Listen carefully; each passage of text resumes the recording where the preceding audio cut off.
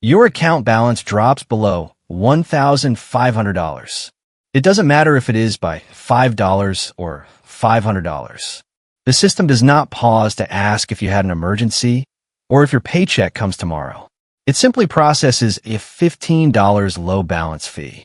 The computer script is entirely automated, completely cold, and explicitly designed to penalize you for not having enough money to leave sitting still. It strips away your dignity before you even realize what happened, treating a temporary mistake as a permanent metric of your worth. While this looks like a video about credit card points, luxury airline lounges, and secret phone lines for private banking, it is actually about something much deeper: invisibility and friction. The global financial system is carefully engineered to make the everyday consumer experience constant friction, long hold times, unexpected penalties, and endless red tape. Meanwhile, it makes the world completely frictionless for the wealthy. It is a quiet, hidden separation of classes, so smooth and silent that the people at the top do not even realize it is happening. They believe they're just getting good service, unaware that their ease is directly paid for by the friction imposed on everyone else. This is the baseline of the modern economy. When you lack capital, you pay for it with your time and your patience. For the average consumer, everyday financial life is full of tiny, exhausting obstacles. You know this reality from the physical experience of sitting on hold for 45 minutes, listening to a robotic voice repeat that your call is incredibly important, while the elevator music skips in your ear. You know it from standing in the longest, slowest line at the retail counter because only one register is open, or watching an extra convenience fee get tacked onto your monthly rent just for paying online. Corporations call this efficiency, but the psychological weight feels a lot like invisibility. The system explicitly tracks your account balance and decides exactly how much frustration you are worth enduring. If you cannot maintain a certain level of wealth, you are categorized as a low-value customer. Your time is treated as a free resource for the company to waste. You are forced to navigate endless automated phone menus, fight automated chat boxes that do not understand your questions, and wait days for simple errors to be corrected. There is no human malice in this setup. It is just a calculated business decision. The system forces you to absorb the friction so that the company can save a dollar, teaching you a quiet, heavy lesson every single day. The less money you have, the more obstacles you must personally carry. To understand why the world treats you this way, you have to look behind the curtain at a cold corporate math formula called customer lifetime value, or CLV. This is a hidden score that algorithms use to judge exactly how much money you will make for a company over your entire life. Banks, airlines, and massive brands take your income, your spending habits, and your debt and plug them into a software program. The algorithm then automatically sorts you into a strict tier system, labeling human beings with terms like lead, iron, gold, or platinum. If your score is low, you are placed in the lead or iron tiers, which are essentially corporate code words for unprofitable. This ranking dictates every single interaction you have with the company. When you dial customer support, the computer checks your phone number against your CLV score. If you're at the bottom, your call is intentionally routed to the slowest queue with the longest wait times. The algorithm might decide it is mathematically cheaper to let you get frustrated and hang up than it is to pay a human worker to talk to you. The software even decides whether a late fee can be waived.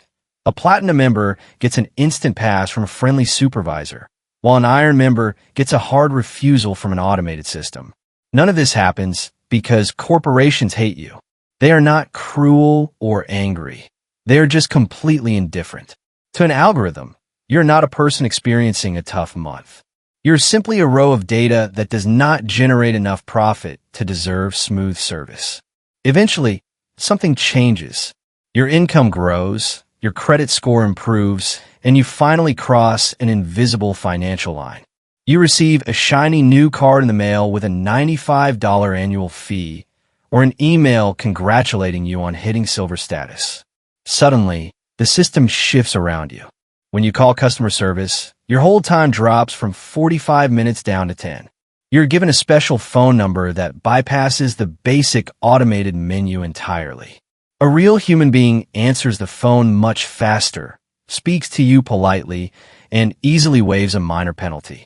For the first time, you feel like you are winning the game and escaping the friction of the lower tiers. But it is critical to look closely at this shift because it is mostly an illusion. The company has not welcomed you into the club of the wealthy. They have just moved you into a premium trap.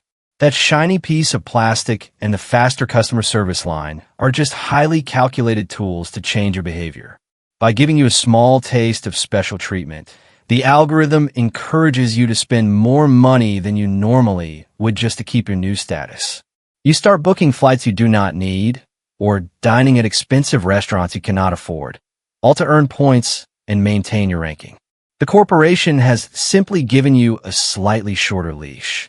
They make you feel important so that you will willingly hand over your hard-earned middle-class income to stay out of the frustrating baseline tier. If you choose that unsexy path and step away from the points game, a different kind of growth begins to happen. You stop focusing on consumer status and start focusing entirely on building real, liquid net worth. You quietly save and invest until you cross a major milestone, like reaching $250,000 or $500,000 in savings. Now, the math of the system begins to speak for itself. You do not have to chase corporate points anymore because your actual wealth has taken over the conversation.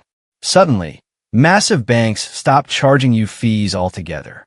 Instead, they start offering you relationship discounts that lower the interest rates on your mortgage. Private wealth managers start calling you, offering free advice just to get your business. At this stage, your money starts paying for your life because major financial institutions are desperate to hold onto your capital. The math here carries all the weight, and it is a very quiet process. It feels exactly like watching a small plant grow in your backyard after you almost stopped watering it. You do not do anything flashy or fast. You just stay disciplined. The gap between what you originally put into your savings and what you own now becomes undeniably large. The system stops trying to trick you with small rewards because it finally recognizes that you hold the actual power. If you choose that unsexy path and step away from the points game, a different kind of growth begins to happen. You stop focusing on consumer status and start focusing entirely on building real, liquid net worth. You quietly save and invest until you cross a major milestone, like reaching $250,000 or $500,000 in savings. Now, the math of the system begins to speak for itself. You do not have to chase corporate points anymore because your actual wealth has taken over the conversation. Suddenly, massive banks stop charging you fees altogether. Instead, they start offering you relationship discounts that lower the interest rates on your mortgage. Private wealth managers start calling you, offering free advice just to get your business. At this stage, your money starts paying for your life because major financial institutions are desperate to hold onto your capital. The math here carries all the weight, and it is a very quiet process. It feels exactly like watching a small plant grow in your backyard after you almost stopped watering it. You did not do anything flashy or fast. You just stayed disciplined. The gap between what you originally put into your savings and what you own now becomes undeniably large. The system stops trying to trick you with small rewards because it finally recognizes that you hold the actual power. As you climb higher into these preferred tiers, a hidden cost begins to collect inside you. This is the psychological shift that traditional finance channels completely ignore. When your life becomes completely frictionless, a subtle erosion of empathy takes place.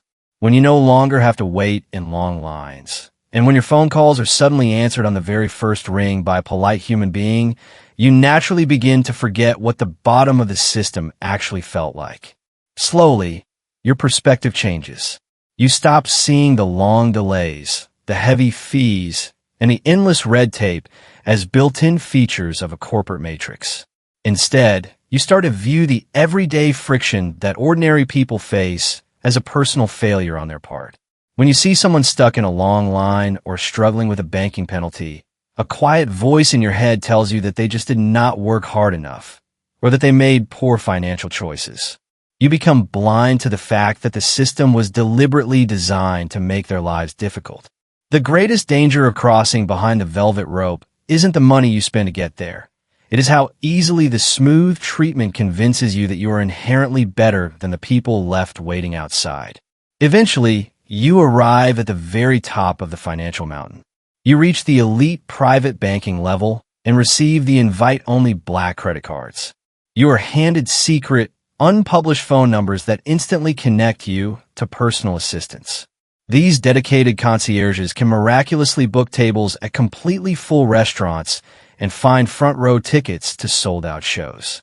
You have finally made it to the ultimate destination that everyone else is chasing. But when you stand at the top, the reality of the destination completely surprises you. The world up here is not magically happier or more fulfilling. As you look closer at your new life, you realize that these quiet rewards are not a prize for your hard work or a sign of respect. They are simply highly engineered retention strategies designed by corporate data scientists. The system has not embraced you as a human being. It has just built a much more luxurious cage around you. The faster service, the free upgrades, and the expensive perks are just golden handcuffs.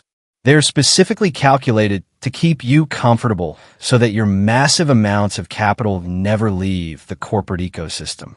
You're still just a row of data on a computer screen. The only difference is that the algorithm now treats you like an asset to be guarded, rather than a customer to be ignored. In the end, major companies do not reward the rich because they admire success or respect hard work. They reward them because capital is the only language the financial system truly understands. The real danger you face in this economy is not being stuck at the bottom of the tier. The true danger is spending your entire life and your entire paycheck trying to buy the illusion of respect from a cold corporate algorithm that can never actually feel it.